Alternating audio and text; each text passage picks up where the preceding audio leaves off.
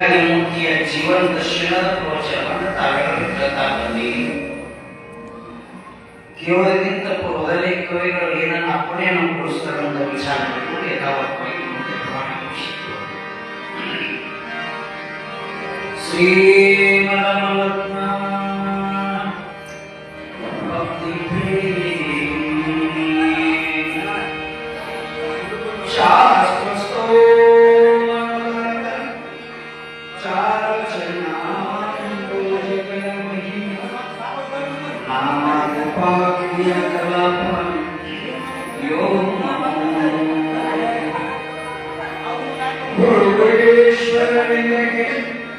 ಶರಣ ಶರಣಾರ್ಥಿ ಶರಣೋ ಶರಣಾರ್ಥಿ ಶರಣ ಶರಣಾರ್ಥಿ ಶರಣ ಶರಣಾರ್ಥಿ ಶರಣ ಶ್ರೀಮತ್ ಪರಿಣಾಮಕಾಚಾರ್ಯ ಸದಾಶಿವ ಕವಿ ವಿರಚಿತ ಕಾಳಿಕೋಟಿ ಕಾಸ್ಕೇಶ್ವರ ಪ್ರಾಣ ಪ್ರಾಣವೇ ಪೂರ್ವ ಕಿಂಚಿತ್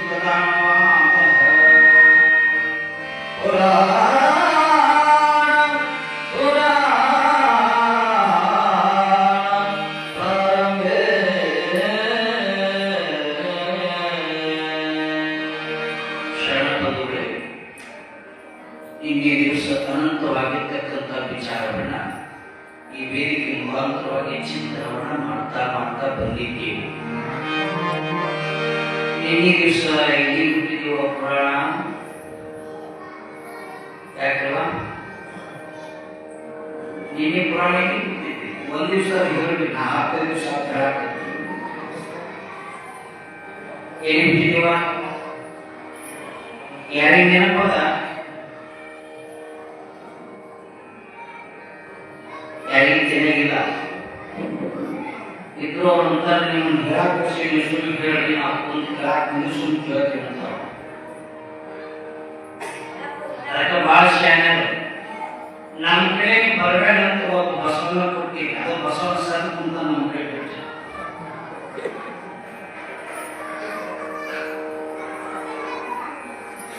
ನಿನ್ನೆ ದಿವಸ 7 ವರ್ಷದ ಮಗನಾಗಿರ್ತಕ್ಕಂಥ ವಿರಕ್ತಯ್ಯನಿಗೆ ತಾಳಿಕೋಟೆಯಲ್ಲಿರ್ತಕ್ಕಂಥ ಗುರುಕುಲದೊಳಗ ಈಗಿನ ಹಾಗೆ ಅಕ್ಷರ ಅಭ್ಯಾಸವನ್ನು ಮಾಡಲಿಕ್ಕೆ ಕರ್ಕೊಂಡು ಹೋಗಲಿಲ್ಲ. ಸಕಲ ವಿದ್ಯೆಗಳನ್ನ ಆ ಮಗುವಿಗೆ ದಾರಿ ಎಳಿಬೇಕಂತ ತಿಳ್ಕೊಂಡು ಅವರ ಚಿಕ್ಕಪ್ಪ ನಾಚೋಟಿ ಸ್ವಾಮಿಗಳು ಆಗಿನ ಕಾಲದಲ್ಲಿ ಶಿವಬಸವ ಸ್ವಾಮಿಗಳು ಶಿವಬಸವ ದೇವರು ಒಂದು ಪಾಠಶಾಲೆಯನ್ನು ತೆರೆದಿದ್ರು. ಸುಮಾರು ಸಾಧಕರು ಅಲ್ಲಿದ್ದು ಕನ್ನಡದ ಪರ್ವತ ಶಾಸ್ತ್ರಗಳನ್ನ ಮಕ್ಕಳ ವಿದ್ಯಾಭ್ಯಾಸಕ್ಕಾಗಿ ಪ್ರಾಧ್ಯಾಪಕರನ್ನಾಗಿ ನೇಮಕವನ್ನ ಮಾಡಿದ್ರು. ಸಂಸ್ಕೃತ ಉಪನಿಷತ್ತುಗಳನ್ನ, ವೇದ ಆಗಮಗಳನ್ನ, ಶಿವಯೋಗ ಸಾಧನೆಯನ್ನ, ಷಟ್ಶಾಸ್ತ್ರಗಳನ್ನ, ಅನೇಕ ವಿದ್ಯೆಯನ್ನ ಆ ಮಗುವಿಗೆ ದಾರಿಯನ್ನ ನೀಡಲು ಆ ಮಗು ಕಲಿತು ಅರಳದ ಪರಿಣಿತನಾದ. ಶಿಕ್ಷಣಕ್ಕೆ ನಮ್ಮ ಮಠಗಳ ಕೊಡುಗೆ ಬಹಳ ಅಪಾರವಾಗಿರ್ತಕ್ಕಂಥ. ಪ್ರತಿಯೊಬ್ಬ ಮಠಾಧೀಶರು ಶಿಕ್ಷಣಕ್ಕಾಗಿ ಬಹಳ ಒತ್ತು ಕೊಟ್ಟು ಇವತ್ತಿನ ಮಟ್ಟಿಗೆ ಅನ್ನ ವಸ್ತ್ರ ವಿದ್ಯೆಯನ್ನು ಕೊಟ್ಟು ಪ್ರತಿಯೊಬ್ಬರು ಮಕ್ಕಳ ಭವಿಷ್ಯ ಮಾಡಲಿಕ್ಕೆ ಒಳ್ಳೆಯ ಶಿಕ್ಷಣ ಗುಣಮಟ್ಟವನ್ನ ಉತ್ತಮವಾಗಿರ್ತಕ್ಕಂಥ ಶಿಕ್ಷಕರೊಂದಿಗೆ ಇವತ್ತ ಶಿಕ್ಷಣವನ್ನ ಬೆಳೆಸ್ತಾ ಇದ್ದೇವೆ. ಶಿಕ್ಷಣ ಸಂಸ್ಥೆ ಬೆಳೆಸ್ತಾ ಇದ್ದೇವೆ ಜಗತ್ತಿನ ಅಂತ.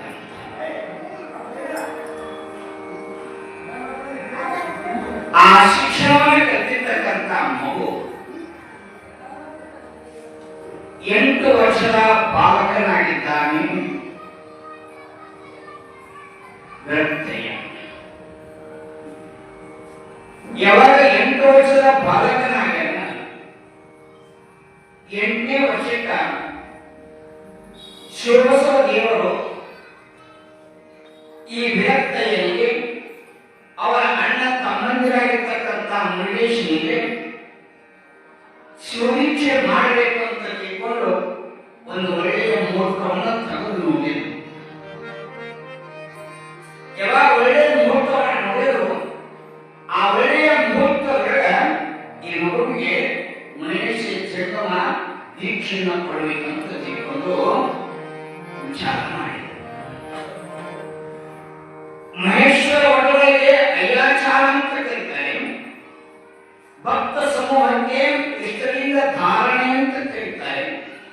ಇದು ವೀರಶೈವ ಲಿಂಗಾಯತ ಧರ್ಮದ ಸಂಸ್ಕಾರವನ್ನು ಕೊಡ್ತಕ್ಕಂಥದ್ದು ವಿಧಿ ವಿಧಾನ. ಒಂದು ಮದುವೆ ಮಾಡಿದ್ರೆ ಏನೆಲ್ಲ ವ್ಯವಸ್ಥೆ ಇರ್ತದೆ, ಒಂದು ಮದುವೆ ಮಾಡಿದ್ರೆ ಏನೆಲ್ಲ ಖರ್ಚು ಆಗ್ತದ, ಅಷ್ಟೇ ಖರ್ಚು ಒಬ್ಬ ಜನ್ಮ ಒಡವೆಗೆ ಐಲಾಚಾರ ಮಾಡೋ ಕಾಲಕ್ಕೆ ಅಷ್ಟೆಲ್ಲ ಖರ್ಚು ಹೋಗ್ತೈತೆ, ಅಷ್ಟೆಲ್ಲ ವಿಧಿ ವಿಧಾನ ಆಗ್ತದ. ಅಲ್ಲಿ ಹೆಣ್ಣಿರ್ತೈತಿ ಇಲ್ಲಿ ಐಲಾಚಾರ ಯಾವ ಅವ ಹೆಣ್ಣಾಕಣ ಕರ್ದರೆ ಹೋಗ್ತಕ್ಕಂಥ ಇಷ್ಟಲಿಂಗ ಗಂಡ ಆಗ್ತಕ್ಕಂಥ ಶರಣ ಸತಿ ಲಿಂಗಪತಿ ಅಂತ ನಮ್ಮ ಶರಣರು ಅದಕ್ಕೆ ಶಬ್ದವನ್ನ ಬಳಕೆಯನ್ನು ಮಾಡ್ತಾರೆ. ಮಠವನ್ನು ಸಾರಿಸಿ ಕರೆಯುವ ತೋರಣಗಳಿಂದ ಸಿದ್ಧಾರ ಮಾಡಿ ಮಂಟಪವನ್ನು ರಚನೆ ಮಾಡಿ ಪಂಚ ಪೀಠಾಧೀಶರು ಆಹ್ವಾನ ಮಾಡಿ ಪಂಚ ಕಲಶವನ್ನು ಹೋಗಿ ಗಂಗಾಮಾತೆಯನ್ನು ಸ್ಥಾಪನೆ ಮಾಡಿ ಒಡವೆಗೆ ದೀಕ್ಷಾ ವಿಧಿ ವಿಧಾನ ಕಾರ್ಯಕ್ರಮವನ್ನು ನೆರವೇರಿಸಬೇಕಂತ ತಿಳ್ಕೊಂಡು ಸಕಲ ಸಿದ್ಧತೆಯನ್ನು ಮಾಡಿಕೊಂಡಿದ್ದಾರೆ. ಹಾಗಾದರೆ ದೀಕ್ಷಾ ಅಂದರೆ ಏನು? ಎರಡ ದೀಕ್ಷೆ ಅಂತ ಕರೀತಾರೆ. ಧೀಯತ್ಯಂಚ ಶಿವಜ್ಞಾನಂ ಕ್ಷೀಯತೆ ಪಾಶಬಂಧನಂ. ದೀಕ್ಷಾ ಅಂದ್ರೆ ಇಷ್ಟೇ, ಮನುಷ್ಯನನ್ನು ಮಹಾದೇವನನ್ನಾಗಿ ಮಾಡತಕ್ಕಂಥ ವಿಧಾನವೇ ಸಂಸ್ಕಾರ ಕೊಡ್ತಕ್ಕಂಥ ಪದ್ಧತಿ. ಶಿವಜ್ಞಾನ ಉಂಟಾಗಿ ಬಂಧನದಿಂದ ಬಿಡುಗಡೆ ಆಗ್ತಕ್ಕಂಥ ಕ್ರಿಯೆಗೆ ಶಿವದೀಕ್ಷೆ ಶಿವದೀಕ್ಷೆ ಅಂತ ಕರೆಯುವಂತ ಬಂದು ನನ್ನ ವೀರಶೈವ ಲಿಂಗಾಯತ ಧರ್ಮ ಕೇವಲ 3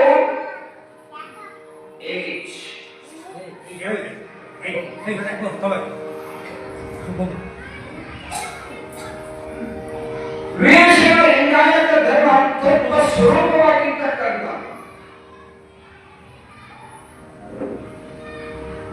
ವ್ಯಕ್ತಿ ರೂಪವನ್ನ ಪರಿಪೂರ್ಣವಾಗ್ತಕ್ಕಂಥ ಕ್ರಿಯೆ ದೀಕ್ಷೆ ಅಂತ ಕರ್ಕೊಂತ ಬಂದು ಇಲ್ಲಿ 3 ವೀರಶೈವ ಲಿಂಗಾಯತ ಧರ್ಮದ ಅಡಿಪಾಯ ಅಂತ ಕರಿತೀವಿ. ಒಂದು ಮನೆ ಕಟ್ಟಬೇಕಾಗಿದ್ರೆ ಮೊದಲ ಅಡಿಪಾಯ ಚಲೋ ಇರಬೇಕು. ಏನಂತೀವಿ? ಬುನಾದಿ ಅಂತೀರಲ್ಲ ನೀವು, ಬುನಾದಿ ಚಲೋ ಇರಬೇಕು. ಬುನಾದಿ ಒಂದು ವೇಳೆ ಗಟ್ಟಿ ಇಲ್ಲ ಅಂದ್ರೆ ಬಿಲ್ಡಿಂಗ್ ಶಿಲಾಗಿ ಚಲೋ ಮಾಡ್ತೈತಿ. ಅಡಿಪಾಯ ಬುನಾದಿ ಬಂದಿತ್ತಂದ್ರೆ 3 ಅಂತಸ್ತರ ಕಟ್ಟಿ ಏನೋ ಆಗುದಿಲ್ಲ. ಹಾಗೆ ನಮ್ಮ ವೀರಶೈವ ಲಿಂಗಾಯತ ಧರ್ಮದ ಅಡಿಪಾಯ ಯಾವುದಂದ್ರೆ ಅಷ್ಟಾವರಣ ಅಂಗವಾಗಿರಬೇಕು, ಪಂಚಾಚಾರ ಪ್ರಾಣವಾಗಿರಬೇಕು, ಷಟ್ಸ್ಥಳಗಳು ಆತ್ಮವಾಗಿರಬೇಕು ಅಂತ ತಿಳ್ಕೊಂಡು 856 ನಮ್ಮ ಧರ್ಮದ ಸಿಂಬಲ್. 856 ಧರ್ಮದ ಸಿಂಬಲ್. ಅಷ್ಟಾಂಗ 8 ವರ್ಣಾಂಗ ಕವಚ. ಅಷ್ಟಾವರಣ ಯಾವ್ಯಾವು ಯಾರು ಹೇಳ್ತೀರಿ? ಅಷ್ಟಾವರಣ ಯಾವು? ಬಹಳ ಮಂದಿ ಬಹಳ ಕೇಳಿ ಬಹುಶಃ ನಿಮಗೆಲ್ಲ ಗೊತ್ತಿರ್ಬೇಕಂತ ನನಗೆ ಅನಿಸ್ತೈತಿ. ಯಾವ್ಯಾವ ಅಷ್ಟಾವರಣ? ಯಾವ ಸಂಗಣ?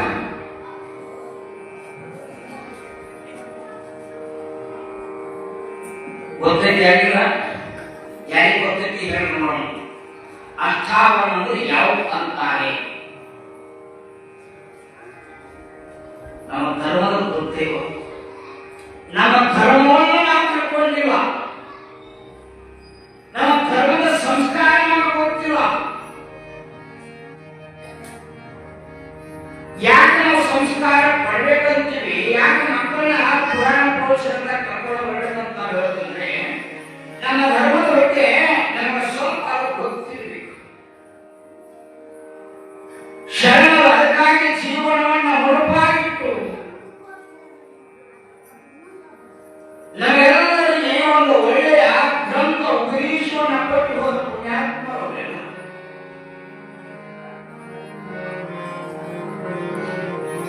ಆಚಾರ್ಯನಂದ್ರೆ ಗುರುವಿನ ಚಂದಮ, ವಿಮೋತಿ ರುದ್ರಾಕ್ಷಿ ಮಂತ್ರ, ಪಾದೋದಕ ಪ್ರಸಾದ ಅಂತ ಕರೀತಾರೆ.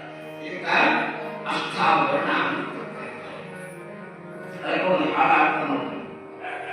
ಗುರು ಬೇಕು ಲಿಂಗ ಬೇಕು, ಈ ಜಗಕ್ಕೆಲ್ಲ ಚಂದಮ ಬೇಕು. ಗುರು ಬೇಕು ಲಿಂಗ ಬೇಕು, ಈ ಜಗಕ್ಕೆಲ್ಲ ಚಂದಮ ಬೇಕು. ವಿಭೂತಿ ಬೇಕು, ರುದ್ರಾಕ್ಷಿ ಬೇಕು, ವಿಭೂತಿ ಬೇಕು, ರುದ್ರಾಕ್ಷಿ ಬೇಕು, ಮಂತ್ರ ಪಾದೋದಕ ಪ್ರಸಾದ ಬೇಕು. ಗುರು ಬೇಕು ಲಿಂಗ ಬೇಕು, ಈ ಜಗಕ್ಕೆಲ್ಲ ಚಂದನ ಬೇಕು.